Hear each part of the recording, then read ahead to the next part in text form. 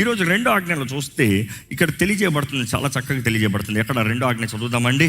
నిర్గమకాండము 24:5 వచనం. పైన ఆకాశమందే కానీ క్రింద భూమి అందే కానీ భూమి క్రింద నీళ్ళయందే కానీ ఉండు దేని రూపమునైనను విగ్రహమునైనను నీవు చేసుకొనకూడదు, వాటిని సాగిలపడకూడదు, వాటిని పూజింపకూడదు. ఏలయనగా నీ దేవుడైన యెహోవానగు నేను రోషము గల దేవుడును, నన్ను ద్వేషించు వారి విషయంలో 3-4 తరముల వరకును తండ్రుల దోషము కుమారుల మీదకి రప్పించును. నన్ను ప్రేమించి నా ఆజ్ఞలను గైకొని వారిని 1000 తరముల వరకు కరుణించువాడనై ఉన్నాను. ఈ మాట గమనిస్తానండి, ఇక్కడ 2 విషయాలు తెలియజేయబడుతుంది. మొదటిగా దేవుడు రోషం కలిగిన దేవుడు అని తెలియజేయబడుతుంది. కానీ అదే సమయంలో ఏమంటారా, visiting the iniquity of the fathers upon the children to the 3rd and 4th generation. దేవుడు అంటున్నాడు, తండ్రులారా నన్ను ఆరాధించకుండా నా స్థానంలో వేరే ఎవరన్నా పెట్టుకుని ఆరాధించారా, నా స్థానంలో వేరే ఏమైనా తీసుకొచ్చారా, నీ తరానికి నీవే నాశనాన్ని తీసుకొస్తున్నావు, శిక్షణ తీసుకొస్తున్నావు. ఈరోజు ఇక్కడ ఉన్న మనం పరీక్షించుకోవాలండి. ఈరోజు చాలామంది ఈ ఆలయంలో కూడా తరాల నుండి వస్తున్న శాపాలు అనుభవించిన వారు ఉన్నారు. What is generational curses? నువ్వు చేసిన తప్పు కాదు, నువ్వు చేసిన పాపం కాదు, కానీ నీ పితరులు చేసిన పాపం.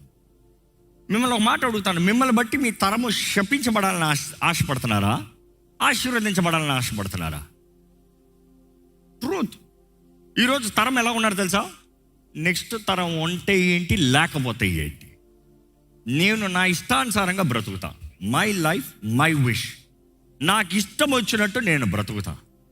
అదే రీతిగా ఈరోజు తరం ఎలా తయారంటే, నాకు నెక్స్ట్ జనరేషన్ వద్దురా బాబు, కావాలంటే అడాప్ట్ చేసుకుంటాం, కావాలంటే డొనేట్ చేసుకుంటాం, లేకపోతే ఎక్కడికైనా అనాథాశ్రమం వెళ్ళి కొద్దిసేపు పిల్లలతో సమయం గడుపుతాం, అంతటితో చాలు, మాకు పిల్లలే వద్దన్న రకంలో ఉన్నారు. ఈరోజు తరము చూస్తే అజ్ఞాన తరముగా కనబడుతున్నారండి, అంధకార చీకటి తరముగా కనబడుతున్నారు. దేవుడంతా తండ్రుల దోషము, నాట్ గిల్ట్, దోషము, అపరాధము, దోషము, గిల్ట్ అపరాధము, దోషము ఇట్ ఇస్ ఆల్వేస్ మైండ్. దోషములు అనేది మనసులో తలంచినది, అపరాధములు అనేది దేహముతో జరిగించినది. నీవు పాపము చేసిన దాన్ని, క్రియల్లో చేసిన దాన్ని బట్టి నీ తరం మీద శిక్ష కాదు, అసలు నీ మైండ్లో చేసిన పాపములే, యువర్ ఇమాజినేషన్స్, నీ ఊహలే నీ తరం మీదకి శిక్షగా తీసుకొస్తాను. ఎంత కఠినంగా ఉంది. అందుకని యేసు ప్రభు కూడా ఆజ్ఞల్ని హెచ్చించాడు అన్నదప్పుడు, వ్యభిచారము చేయొద్దన్న మాట మీరు విన్నారు, కానీ ఒక స్త్రీని మోహపు చూపుతో చూస్తమే వ్యభిచరించినట్టు. ఈరోజు చాలామంది ఊహల్లో అదుపు లేదు, ఇమాజినేషన్స్లో అదుపు లేదు. Do not make imaginations. దేవుడు వాటిలో తెలియజేస్తుంది, మనం ఊహల్ని చెరపట్టాలంట. Captive, take captive the thoughts, the imaginations. English Bible అదే మాట ఉంటుంది, ఇమాజినేషన్స్. చెరపట్టాలంట. దేవుని చిత్తంలో ఉందా లేదా అనేది పరీక్షించాలంట. ఏంటి మీ ఊహలు? దేవుడు నిజంగా అడుగుతున్నాడు, ఏంటి మీ ఊహలు? తండ్రి సల్లకపోతే 3-4 తరాలు అనేటప్పుడు అది వేరేలాగా అయిపోతుంది కీడు. బైబిల్లో ఒక మాట చూస్తే 106వ కీర్తనలు తిప్పి 36వ వచనం చదవండి. వారి విగ్రహములకు పూజ చేసిరి. ఎవరు వారు? ఇశ్రాయేలు. దేవుని ద్వారా నిబంధన చేయబడిన వారు, ఆయన ద్వారా వాగ్దానం చేయబడిన వారు. ఏది చేయాలి, ఏది చేయకూడదని క్లియర్గా దేవుడు స్పష్టంగా చెప్పబడిన వారు, తెలియజేయబడిన వారు. తెలియజేయబడిన వారు కాదు, they knew, they did not follow. చెప్పాడు దేవుడు, వారు చేయలేదు. కానీ వారు చేసింది ఏంటంట, ఏది చేయొద్దన్నారో అదే చేశారంట. దేవుని కోపాన్ని రగులుకున్నారంట. ఇంకా ఆ మాట, వారు తమ కుమారులను కుమార్తెలను దయ్యములకు బలిగా అర్పించిరి. ఏంటంట? వారి కుమారులను కుమార్తెలను దయ్యములకి బలిగా అర్పించారంట. ఈరోజు మిమ్మల్ని అడుగుతున్నాను, where is your sacrifice going? దేవుని దగ్గరికి అబ్రహాం ఇస్సాకుని తీసుకొచ్చినప్పుడు అబ్రహాం అనుకున్న చంపేస్తానండి, కానీ దేవుడు బ్రతికించి ఇచ్చాడండి. ఆ ఇస్సాకు ద్వారా వాగ్దానాన్ని నెరవేర్చాడండి. నువ్వు ఏదైతే పోగొట్టుకుంటున్నావు అంటున్నావో అదే దేవుడు ఆశీర్వదించి తరములకి దీవెనకరంగా మార్చి, ఎన్నో వేల తరములకి ఆశీర్వాదకరంగా మార్చి ఇచ్చాడు. కానీ ఇక్కడ చూస్తున్నాము, వీరి పిల్లల్ని దెయ్యములకి, కుమారుల్ని కుమార్తెల్ని దెయ్యములకి బలిగా ఇచ్చారంట. ఇంకా చదవండి. నిరపరాధ రక్తమును అనగా తమ కుమారుల రక్తమును తమ కుమార్తెల రక్తమును ఒలికించిరి. కానాను దేశపు వారి బొమ్మలకును వారిని బలిగా అర్పించిరి. ఆ రక్తం వల్ల దేశము అపవిత్రమాయెను. దేశము అపవిత్రమాయెను. You see, you need to understand. ఆ రోజు వారికి జరిగింది ఏంటి? కొంచెం చరిత్ర చూస్తే, ఇశ్రాయేలీయులు కానానికి వెళ్ళినప్పుడు, కానాను దేశంలోకి అడుగుపెట్టినప్పుడు ముందుగానే దేవుడు తెలియజేశాడు, అయ్యా ఐగుప్తు నుండి వెళ్తున్నారు. ఐగుప్తు అంటేనే దేవుళ్ళు, వారికి వివిధ దేవుళ్ళు. అక్కడ నుండి కానాన్లోకి వెళ్తున్నారు, మరలా ఇక్కడ విగ్రహారాధన. ఈ మధ్యలోకి వెళ్ళేటప్పుడు ఇదిగో దేవుడు ఎర్ర సముద్రం దాటిన తర్వాత ఇదిగో ఈ కొండ మౌంట్ సీనాయి పైన ఈయన ఆజ్ఞలు ఇచ్చాడు, ఏది చేయాలో ఏది చేయకూడదో స్పష్టంగా తెలియజేశాడు. కానీ వీరు అక్కడికి వెళ్ళిన తర్వాత వారికి జరిగింది ఏంటంటే, అక్కడ ఉన్నవారు వారికి చెప్పిన మాట, వారి పద్ధతి అంటే కానాను పద్ధతి ప్రకారం వారు అన్నారు, ఓకే ఇశ్రాయేలీయులు మీకు నేషనల్ గాడ్ ఉన్నాడు. మీ నేషనల్ గాడ్ ఎవరు? జెహోవా. బాగుంది. ఇశ్రాయేల్ దేశానికి నేషనల్ గాడ్ ఉన్నాడు, మాకు కూడా నేషనల్ గాడ్ ఉన్నాడు. కానీ మీకు పర్సనల్ గాడ్ లేడు. మీకు పర్సనల్ గాడ్ కావాలి, వ్యక్తిగతంగా దేవుడు కావాలి, మీ కుటుంబానికి దేవుడు కావాలి. కాబట్టి మా దేవుళ్ళని ఇంట్రడ్యూస్ చేస్తాము. అషరియా మా పర్సనల్ గాడ్, మీ పర్సనల్ గాడ్గా తీసుకోండి. నెక్స్ట్ వాళ్ళు ఇన్ఫార్మ్ చేసిన ఫ్యామిలీ గాడ్, మాకు బాల్ ఉన్నాడు, మీరు బాల్ని బయల్ని దేవుడిగా తీసుకోండి. సో ఇశ్రాయేలీయులు అనుకున్నారంట అజ్ఞానంలో, పిచ్చివాళ్ళు కాదా, నేను తప్ప నీకు వేరొక దేవుడు ఉండకూడదని అంత స్పష్టంగా చెప్పాడు దేవుడు. ఏ విగ్రహంని చేసుకుని నమస్కరించకూడదని చెప్పాడు. చెప్పిన తర్వాత కూడా వీళ్ళేంటంట, దేవుని మాటకి లోబడకుండా నెక్స్ట్ ప్రజల మాట. ఒక మాట అడుగుతానండి, వీరు కానాన్ని చేరిన దగ్గర నుండి తరమ మారిపోతున్నారు. నెక్స్ట్ జనరేషన్ పుడుతూ ఉన్నారు, నెక్స్ట్ జనరేషన్ వస్తూ ఉన్నారు. ఆల్మోస్ట్ కానానికి వచ్చేటప్పటికి ఫస్ట్ జనరేషన్లో హార్డ్లీ మిగిలింది ఎవరు లేరు, చాలా ఇద్దరు ముగ్గురే అంతే. అఫ్కోర్స్ యెహోషువ కాలేబ్ ఇద్దరే, ఇంకా వేరెవరు కనబడతలేదు అక్కడ. బట్ దెన్ నెక్స్ట్ జనరేషన్కి నేర్పించారా? నేర్పించలేదు. ఈ జనరేషన్ ఏమంటున్నారు, లోకపు ట్రెండ్స్. ఓకే, ఈరోజు ఇక్కడ కల్చరల్ ట్రెండ్ ఇదా, I will follow the cultural trend. ఈరోజు మిమ్మల్ని అడుగుతున్నానండి, what trend are you following? Okay, పార్టీలకి వెళ్ళచ్చు, తాగొచ్చు, క్లబ్లో తిరగచ్చు. మీకు తెలుసో లేదో, హైదరాబాద్లో అలాంటి ఎంకరేజ్ చేసే ఆలయాలు కూడా ఉన్నాయి, తెలుసా? అఫ్కోర్స్ దుఃఖకరమైన విషయం, బాధకరమైన విషయం, అవమానంతో చెప్తున్నాను. వర్షిప్ లీడర్సే సాటర్డే క్లబ్లో పాడతారు, సండే స్టేజ్ మీద పాడతారు ఈ హైదరాబాద్లో ఉన్న ఆలయాల్లో, తెలుసా? అలాంటి తరాల్లో ఉన్నాం. సో ఇక్కడ ఏం తెలియజేయబడుతుంది, యెహోవా దేవుడే కాదని చెప్తలే, కానీ క్లబ్లో కూడా వెళ్ళొచ్చు, నువ్వు క్లబ్లో కూడా ఇది చేసుకోవచ్చు, నువ్వు క్లబ్లో కూడా ఎంటర్టైన్ చేసుకో. అది ప్రొఫెషన్. పాపము ప్రొఫెషన్ అవ్వకూడదు. పాపము ప్రొఫెషన్, నువ్వు దేవునికి శత్రు, జ్ఞాపకం చేసుకోండి. పాపము ప్రొఫెషన్ అన్నదప్పుడు, పాపము ప్రొఫెషన్గా మార్చుకోవటానికి కారణం ఏంటి? డబ్బు. నువ్వు దానిని దేవుణ్ణి ఒకేసారి సేవించలేవు, ఎవరైనా ఒకలే ఉండాలి. Nobody can serve two masters. నువ్వు ఆయన నీతి, ఆయన రాజ్యాన్ని వెతుకుతా సమస్తం ఇవ్వగలిగిన దేవుడు, నువ్వు అటు ఇటు నిలబడుతున్నావు కాబట్టి దేవుడు నీకు ఏమీ లేకుండా చేస్తున్నాడు. దేవుడే చేస్తున్నాడు. ఈరోజు చాలామంది దేవునికే శత్రువులుగా ఉన్నారు. దేవుని హస్తమే వారికి విరోధంగా నిలబడుతుంది. ఈరోజు మిమ్మల్ని అడుగుతున్నానండి, is God hand for you or against you? నిన్ను హెచ్చించాల్సిన హస్తమే నీకు విరోధంగా లెగుస్తుందా? ఎవరు తప్పిస్తారు? నిన్ను కాపాడాల్సిన హస్తమే నిన్ను కొడుతుందా? ఎవరు తప్పిస్తారు? ఈరోజు అపవాది చేయగలిగినంత నీ జీవితంలో నిన్ను దేవునికి శత్రుగా మారుస్తాను, అంతే. ఎప్పుడైతే ఈ విగ్రహారం వచ్చిందో దేవుని కోపం రగులుకుందంట, తెగుళ్ళు వచ్చిందంట, దేవుని ప్రజలను పిలవబడిన వారే చచ్చి ఊరుకున్నారంట. అందుకని మనం చూస్తాం, రోషం కలిగిన వ్యక్తి Elijah, the man of God. ఏలియా వచ్చినప్పుడు ఎంతకాలం ఇద్దరు ఒకటి తెలుసుకోదాం, ఎవరు దేవుడో తెలుసుకోదాం రండి. మనం చూస్తాము, బాలు 450 ప్రవక్తల్ని, అస్రా వారికి సంబంధించిన 400 ప్రవక్తల్ని, టోటల్ 840 ప్రాఫిట్స్ ఒకేసారి తీసుకొచ్చాడు. తేల్చుకోదాం ఎవరు దేవుడో తేల్చుకోదాం. ఈరోజు నువ్వు ఎవరో ఒక్క వైపు రావాలి, తేల్చుకోవాల్సిందే. ఈరోజు దేవుడు కోరేది కూడా అదేనండి. ఈ రెండో ఆజ్ఞను చూసినప్పుడు దేవుడు అంటున్నాడు, నా స్థానాన్ని ఎవరికి ఇవ్వద్దు, నన్ను తప్ప ఎవరిని ఆరాధించొద్దు, నాకు తప్ప ఎవరికి మొక్కొద్దు. నేను నీ దేవుణ్ణి అయి ఉంటాను, నీవు నన్ను సేవిస్తావు, నీవు నన్ను ఆరాధిస్తావు. You shall not bow down to them nor serve them.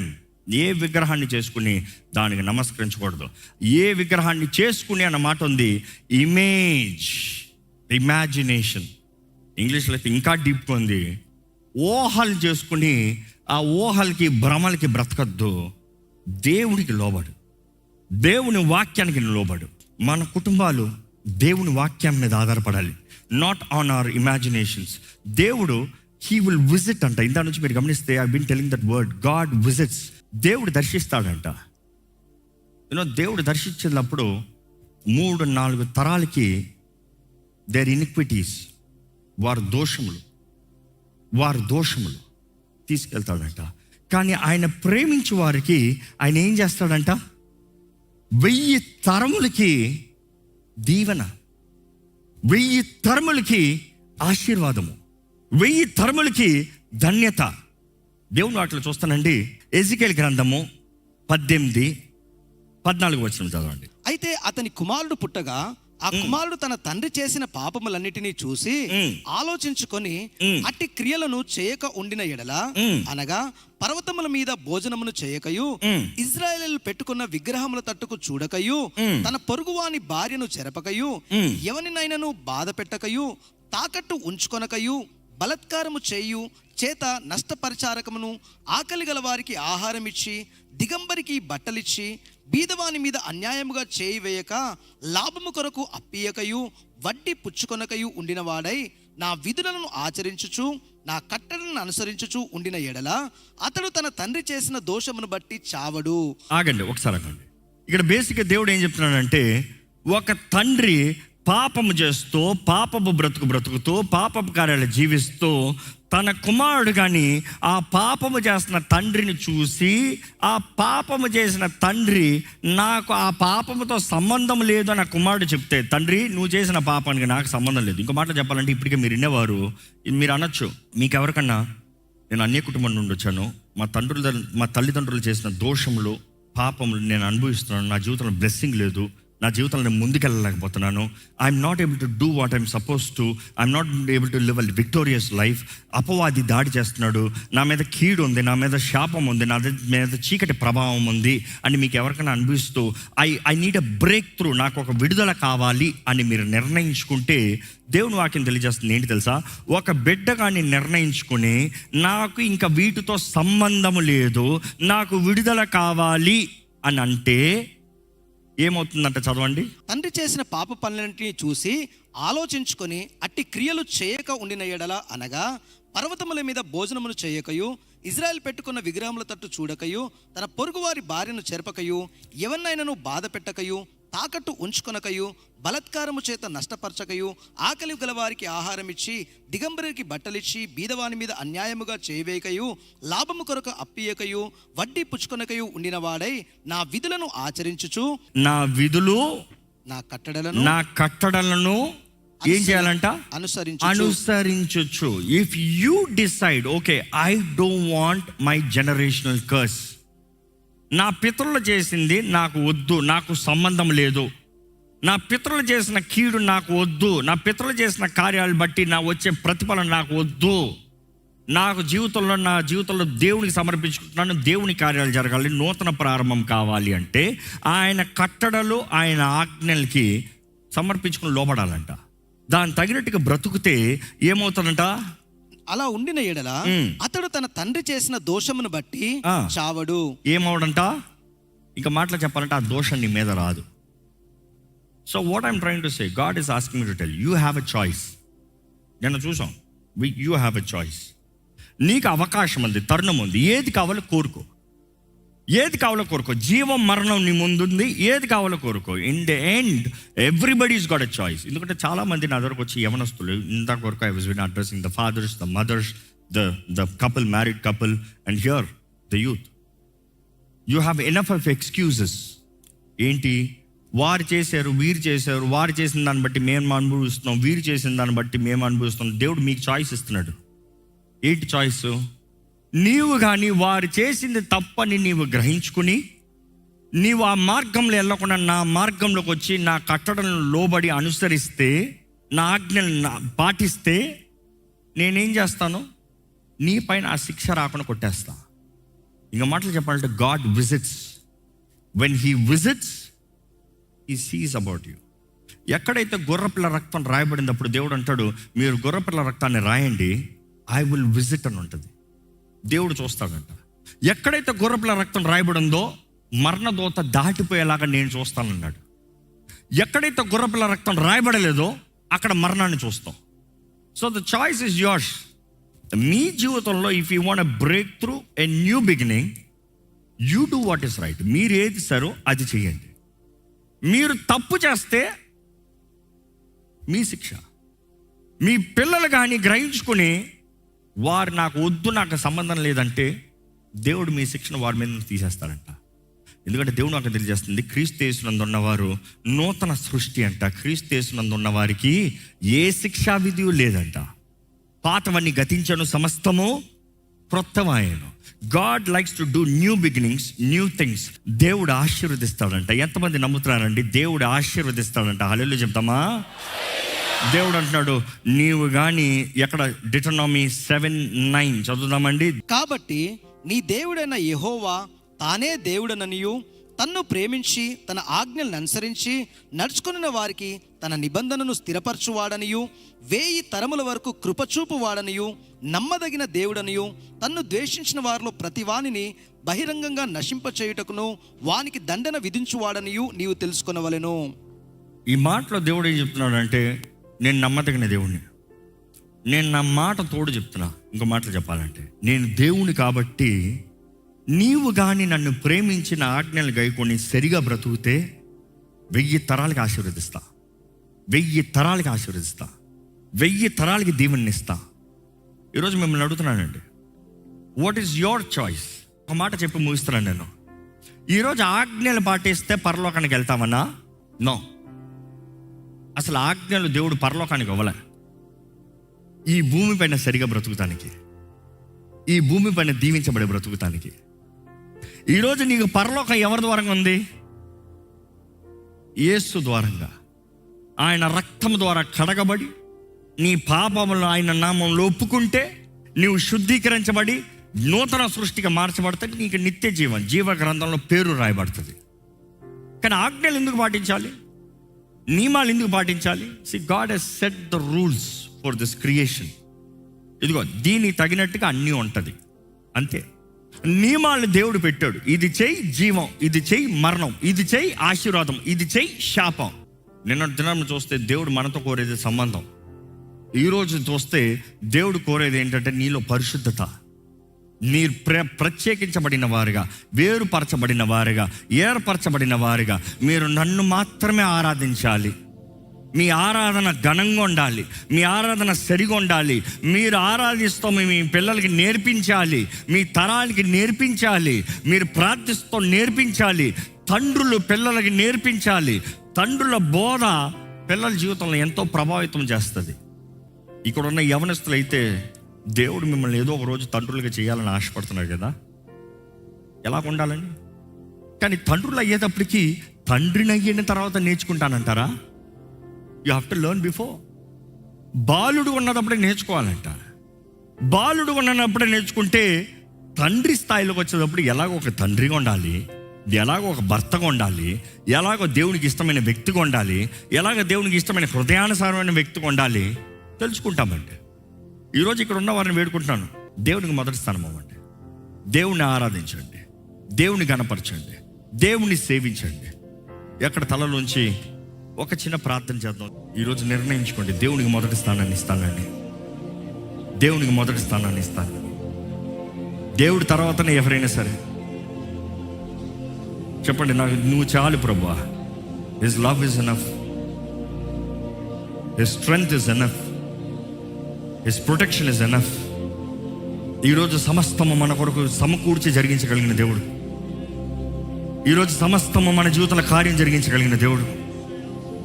నీవు ఆయన చేతులకు సమర్పించుకుంటే, ప్రభువా నేను ఈ పాపంలో, నా తరపు పాపంలో, నా పితరుల దోషంలో నేను అంగీకరిస్తలేదు ప్రభా. అవి తప్పులు నేను ఒప్పుకుంటున్నాను, నేను సమర్పించుకున్నాను, నీ చేతులకు సమర్పించుకున్నాను.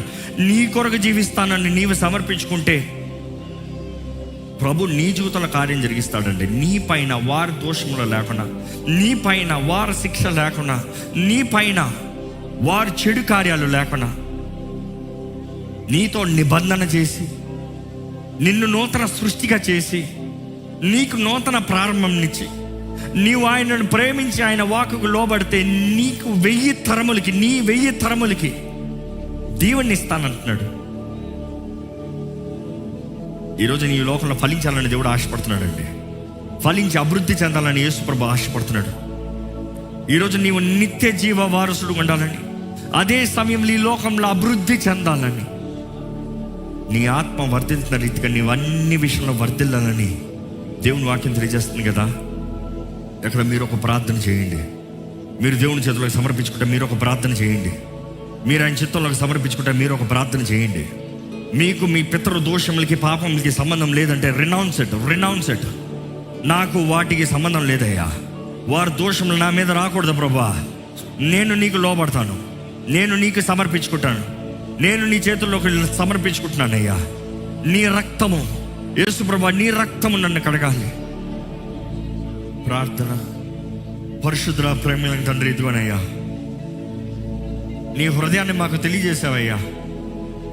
ఈరోజు మేము ఏదో రూల్ బుక్గా, ఆజ్ఞలుగా, కమాండ్స్గా భయపడితే మేము ఏది చేయలేమేమో. కానీ మనుషుడు స్వార్థము, మనుషుడు rebellious nature, no no no అని బ్రతుకుతాడేమో. కానీ ఇదిగో ప్రభా, ప్రేమతో ఒక ప్రేమికుడు హృదయాన్ని అర్థం చేసుకున్న రీతిగా ఈ ఆజ్ఞలు మేము చూడగలిగితే ప్రభా, నీ హృదయాన్ని మేము అర్థం చేసుకోగలిగితే దేవా, నీలో మేము నిలిచి ఉంటామనేది తెలియజేస్తున్నావు కదా ప్రభా.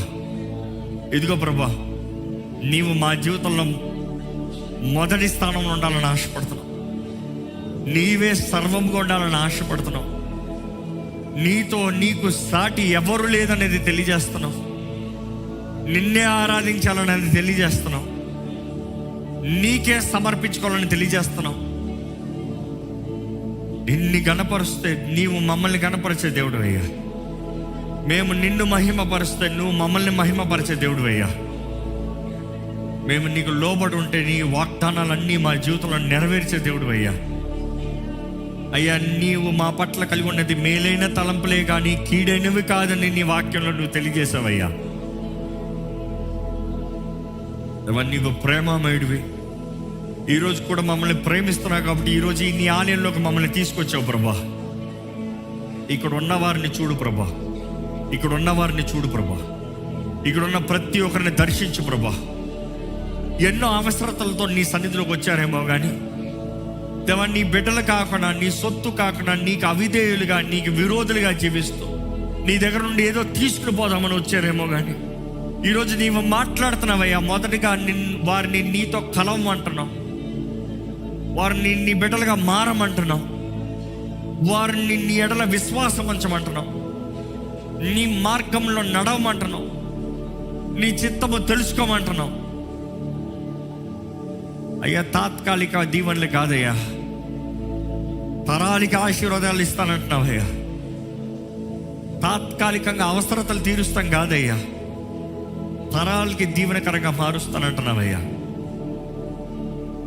ఇదిగో ప్రభా, ఎవరెవరైతే నీ వాక్యం వింటూ సమర్పించుకుంటూ దేవా, నా జీవితంలో నేను చేసింది తప్పు, నేను అజ్ఞానంలో బ్రతికాను, నాకు తెలియక బ్రతికాను, లేకపోతే తెలిసి రెబల్ నేచర్తో తిరుగుబాటు బ్రతుకు, తిరుగుబాటు జీవితము, తిరుగుబాటు బుద్ధి అయ్యా నేను జీవించను, నన్ను క్షమించని ఎవరెవరైతే అడుగుతున్నారో ప్రభు, ఇదిగోనయ్యా నీవు ప్రేమామయుడన్న మాటను జ్ఞాపకం చేసుకుంటున్నావు. నువ్వు ఈరోజు క్షమించే దేవుడిగా మా మధ్య ఉన్నావు అని జ్ఞాపకం చేసుకుంటున్నావు.